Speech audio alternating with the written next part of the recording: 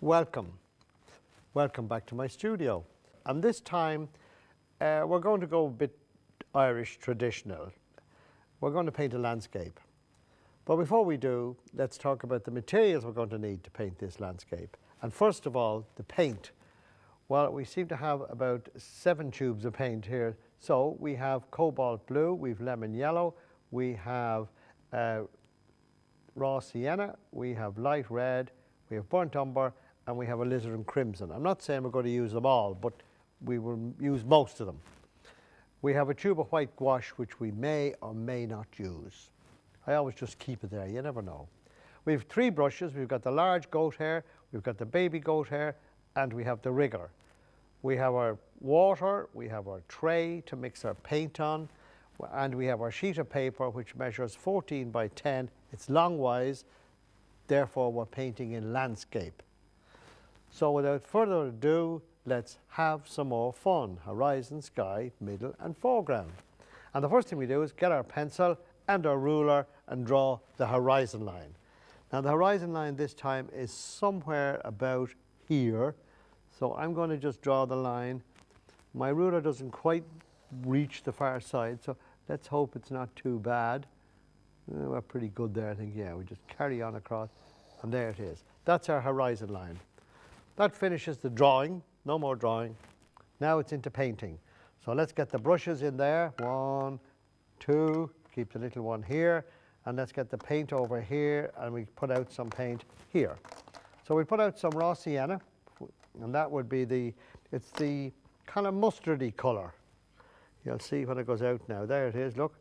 That's that one. And we're going to put out some of the blue. Put that there. And I think we're going to put out this time some of the light red. And that would be, no, that's raw sienna. Where is it at top? Light red. That seems to be the one. So put that there. So we've got 3 colours to start. Then we take our big brush out of the water. And first we're going to put out some raw sienna on this paper. It's what's called light, a light wash, which means it's not too heavy. And right down along, see, right, 2, 3, 4, keep going all the way, almost down to the horizon line. We won't go the whole way down, to about there. We're going to leave that bit, and then we're going to, while it's still wet, I'm going to add in some blue. This is the cobalt blue. Only get that other brush covered in it. And we make kind of sweeping moves right across from the top like that. And all the way down. Now you see there's kind of waves in it, but they'll disappear in a minute. Watch. Now we're going to add some of the blue and some of the light red together, and we're going to get a kind of a winey colour. You know, the sky is not always blue. So now we've got to add in some of that, and it's kind of a nice wine shade. And down we come. See? Now it'll soak in itself. This is the beauty of this watercolour paper, that allows it to soak into the page. So it looks like at the moment there's kind of square boxes, but they're not. They won't last. Up there. That's about it. That's the sky completed. All we do now is dry it. So put the brush back where we got it, get our hair dryer out here, and give this a good blast.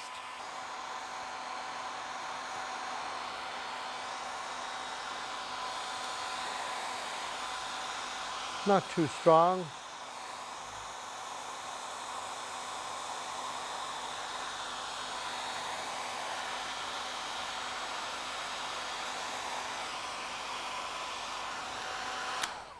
That's it. That dries it. It's nice and dry. You'll know when the paper is dry. If you look at it sideways, the sheen will be gone. It'll be a matte colour. Back to the big brush again. And let's take kind of a similar colour there that we were using a minute ago. Let's put out some of the blue and some of the light red. And let's just start to draw the mountains. Now, we're going to go up here, and then up, up, up, up, and down, down the other side here like that. Now we might make that a little darker. It's a bit weak, isn't it? Yeah, just a little bit. Put a little bit more blue in. A little bit more colour. And off we go again. Oh, that's much better. I like it.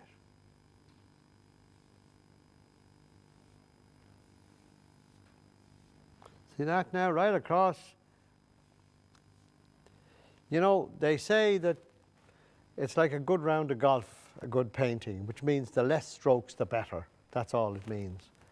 Now we can probably give that a little dry again. So a brush goes in there and give this a little quick dry with the old hair dryer again.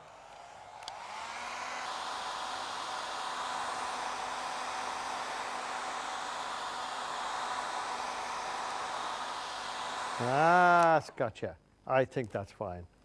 I'm happy with that. Yeah. Now, change the brush, the smaller one. So we're using the baby goat hair now, slightly smaller.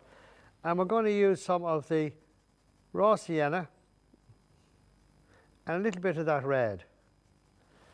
And we're going to redo in here. Look, you can see the... And that's going up like that. So this is this... We're now down in the middle ground. We've painted the mountain and we're coming down towards the horizon line, but we're not going to go below it. That's the thing we've got to be careful of. See, right across like that. Keep, and then we're going to put out some burnt umber, which is a good dark colour we like, yes. And this gives us a right along the horizon now with that.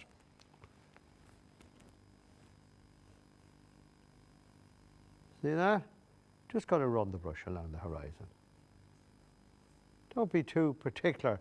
It's not a, don't make a sort of a straight line with the thing. It's just defining.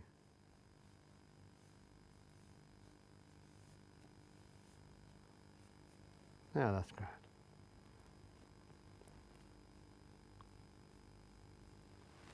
So now we're down to the horizon line.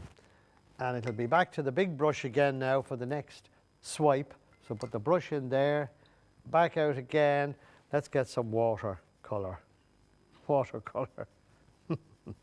Which of course is some blue and a little bit of that red again. I'm going to make it a bit like the sky. So we mix it up, get it nice and runny, because we want to do it all in one go right across. Now we put the brush on, lay it on, and then go straight across without stopping.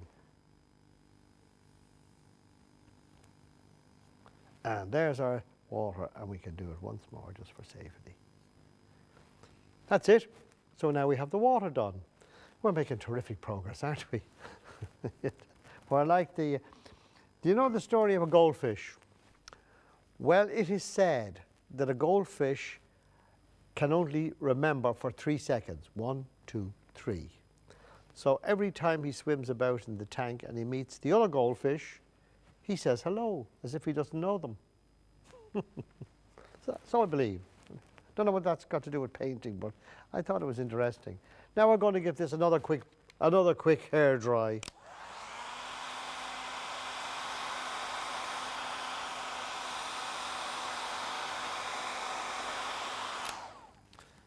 Good.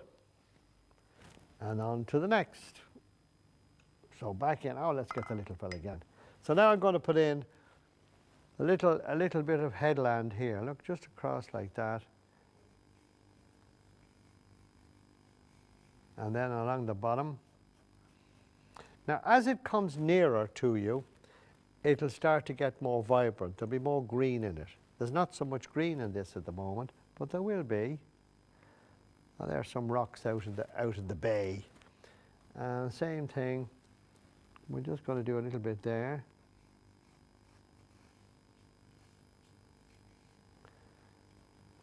And then underneath that, we put a little bit of our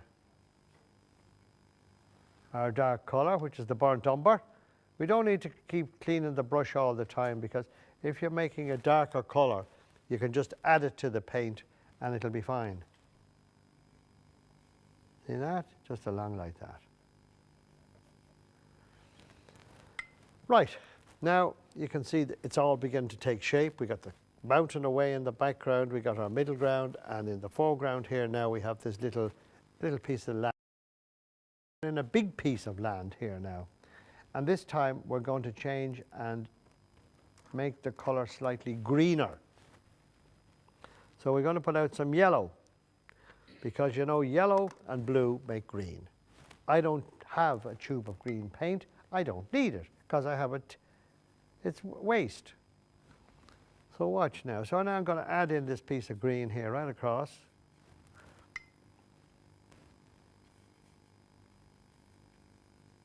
See, up there like that.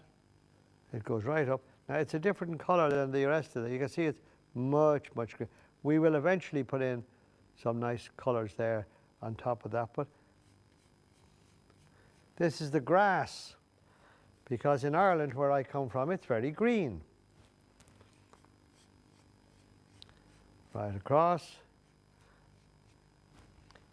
Keep going down all the time, working downwards, always down. Do you know why?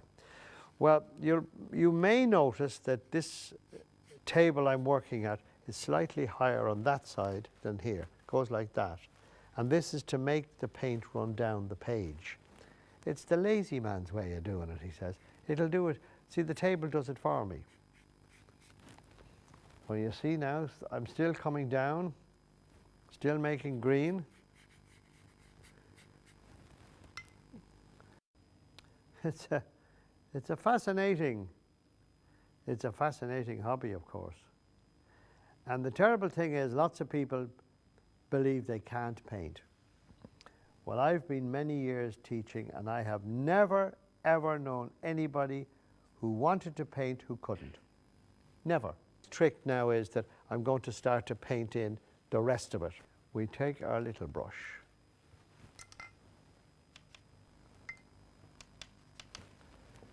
And we put in some little rocks here. Look, they're only just little dabs of the brush.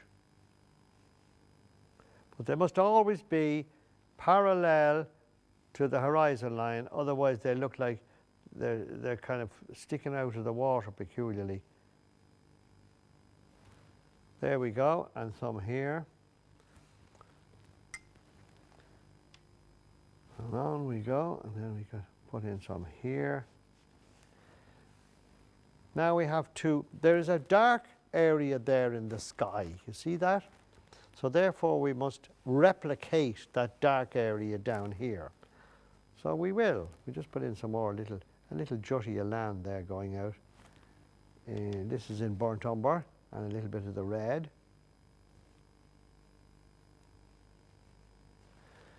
And then clean our brush, put it there, take out our little brush again, and now we make a darker colour.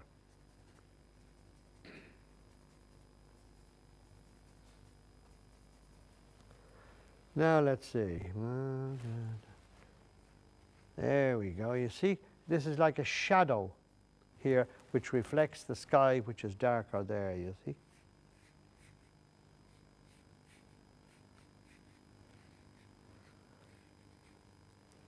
Always be conscious of the sky, because it tells you where the light's coming from.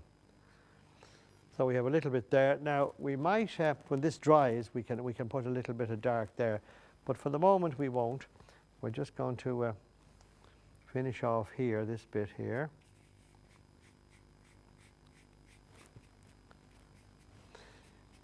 You know, there's an old English story, and it's called The King's Shilling. I don't know whether you've ever heard of it or not. But it was a method used in England many, many years ago. And the idea was that if you received the King's Shilling, you became a member of the Army or the Navy. You joined them automatically. You were inscripted, they called it, or conscripted, should I say.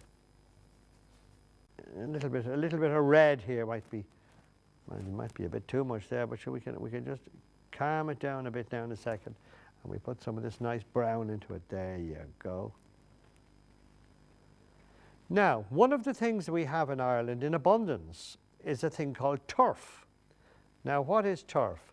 Turf is something you dig out of the ground and they dry it. It's a dark brown, almost black colour, and then they take it home and they burn it and they use it for fuel to cook in the fires. It burns and it's a very pleasant smell.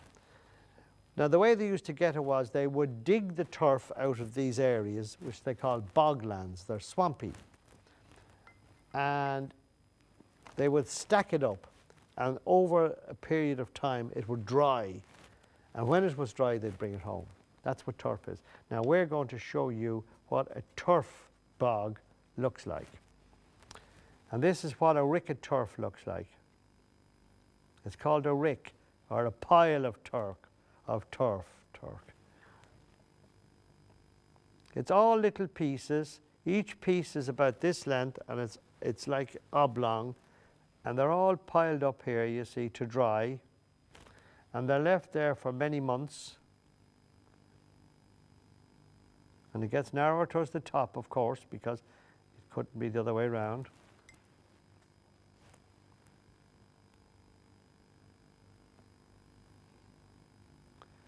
And you see it goes right down like that, and then here and there on the ground you might see the odd one like that, where it has just fallen off the top of the pile. Now that side of it here, or maybe this side here, because the light's coming from there, this side would be darker. So we make up some dark paint. We make blue, and we put some of the brown into the two, or into it, and then that turns really dark. You see that? And this would be the back of the rick of turf. That's one. And usually there would be more than one. There'd be two or three. So we put another one here. And this other one is further down here, nearer to the lake. And you see it's actually the same size as this one, but it's much nearer the lake. It's further away, and therefore it doesn't look as big. This has given us scale to the picture, because we know now, and there'll be a last one more. I make it round off the top of that little. There'll be one then small, because it's a long way away. So you got 3 ricks of turf. Okay, and then we make a shadow. Look, it goes right out like that. Now the other thing about this is you'd have to dig it out of the ground somewhere. It has to come out of the ground. So this is the area where we dug it out of here. It'd be a big black hole, you see? So you cut it in like that, and this is where they dig the turf out of. Now that has to be really dark. Oops, that's a bit much, isn't it? Never mind, we don't want too much blue.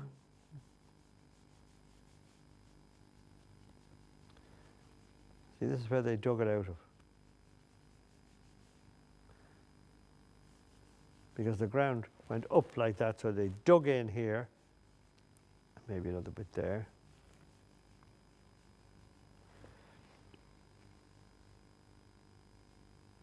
So they dig it out and put it all there, and that creates ricks of turf.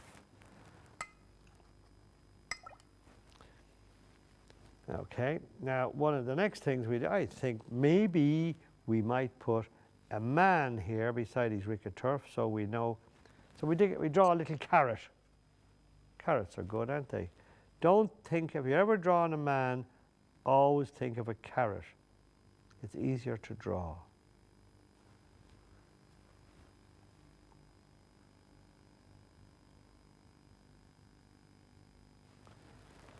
Now you see, we put the little head on the man.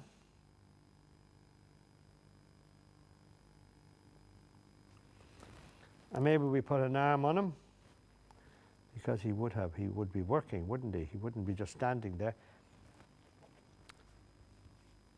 And we put a spade. So he's pushing the pieces of turf, you see?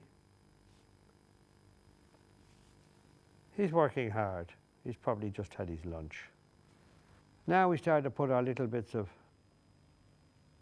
our bird, and I think we put 2 birds this time. So there's 2 birds flying overhead. The man is digging the turf. I think I see a little piece there. I'd like to do something just with that. So we just do a little bit like that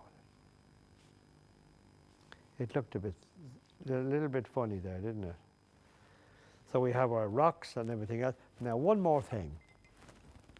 I remember I said I would maybe use some of this white gouache.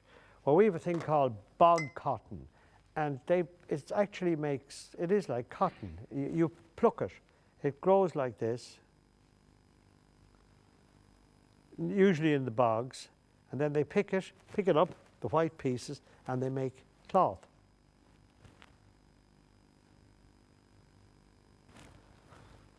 What we do now is we take our pen this time, because we can use a felt pen, and we sign the painting. Now make sure if you sign it, it's with an indelible pen. In other words, it doesn't fade. Then we put that away, and then we say to you, from Frank Clarke, that's all for this program, and I hope you try it. And last, but by no means least, if you want some further information on this or any of my programs, visit the website, simplypainting.com. So from Frank Clarke, till we meet again, goodbye.